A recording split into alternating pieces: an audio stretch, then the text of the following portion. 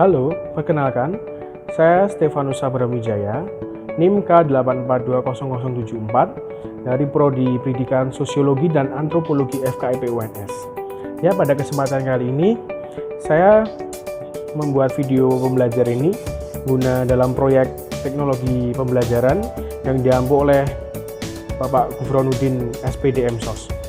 Ya, pada kesempatan kali ini saya akan memaparkan materi mengenai konsep dasar etnografi. Mengapa sih kita harus mempelajari konsep dasar etnografi ini? Jadi, dengan melalui video pembelajaran ini, kita dapat mengerti manfaat dari etnografi, yaitu untuk meneliti perilaku manusia yang berkaitan dengan perkembangan teknologi dan komunikasi dalam sosial dan budaya. Ya, memasuki materi yang pertama mengenai apa sih etnografi itu? Istilah etnografi berasal dari kata etnos yang berarti bangsa dan grafi yang berarti tulisan.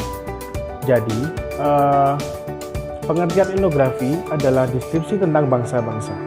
Secara harfiah, etnografi berarti tulisan atau laporan tentang suku bangsa yang ditulis seseorang antropolog atas hasil penelitian lapangan atau fieldwork selama sekian bulan bahkan sekian tahun. Terdapat beberapa pendapat para ahli antropologi mengenai etnografi sebagai berikut. 1. Menurut pendapat Spindler dalam Yad Mulyadi tahun 1999, etnografi adalah kegiatan antropologi di lapangan. Yang kedua, menurut pendapat Kunchoro-Ningrat tahun 1985, isi karangan etnografi adalah suatu deskripsi mengenai kebudayaan suatu suku bangsa.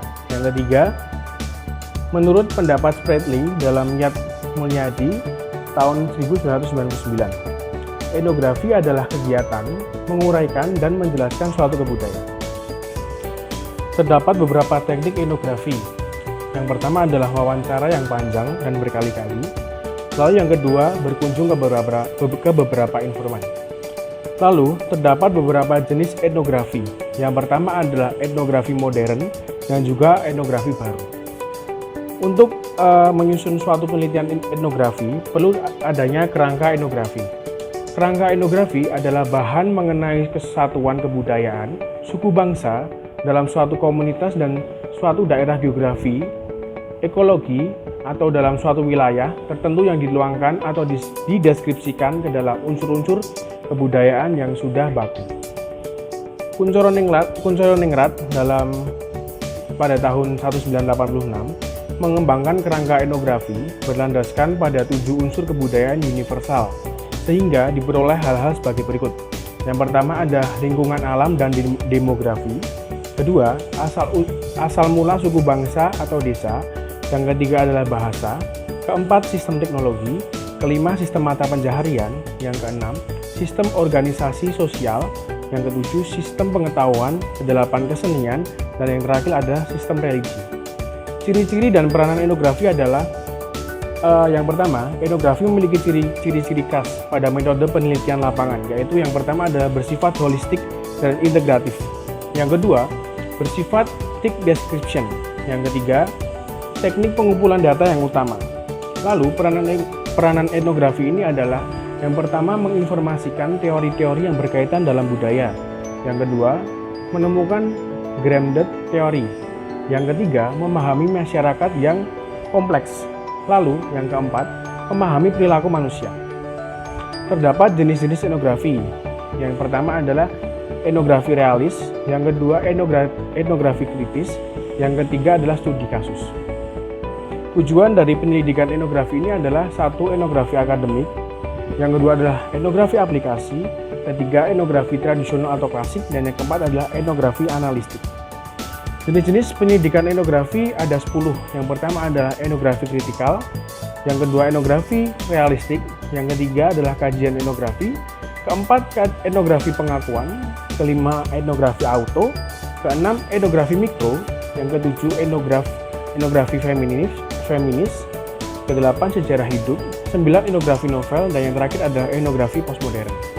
Dalam kerangka etnografi, lokasi penelitian yang telah ditentukan perlu dideskripsikan.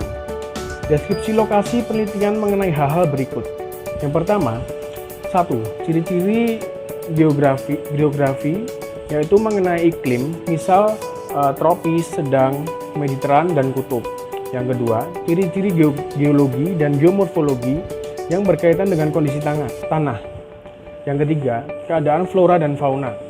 Yang keempat, data demografi yang berkaitan dengan kependudukan. Dan yang kelima adalah catatan tentang asal mula sejarah terbentuknya suku bangsa, pendudukan di lokasi pengamatan tersebut. Lalu, dalam metode dalam penelitian geografi terdapat dua metode, yaitu metode observasi dan juga metode interview. Nah, berikut adalah pemaparan materi mengenai konsep dasar etnografi. Ya, jadi dapat kita simpulkan bahwa etnografi merupakan cabang ilmu antropologi yang membahas mengenai perkembangan suatu suku bangsa dengan menggunakan penelitian yang terstruktur dan menggunakan metode yang sudah ditentukan guna untuk mendapat informasi mengenai perkembangan suatu suku bangsa. Ya, sekian pemaparan materi pada kali ini. Apabila ada salah kata, saya mohon maaf. Sekian, terima kasih, sampai jumpa.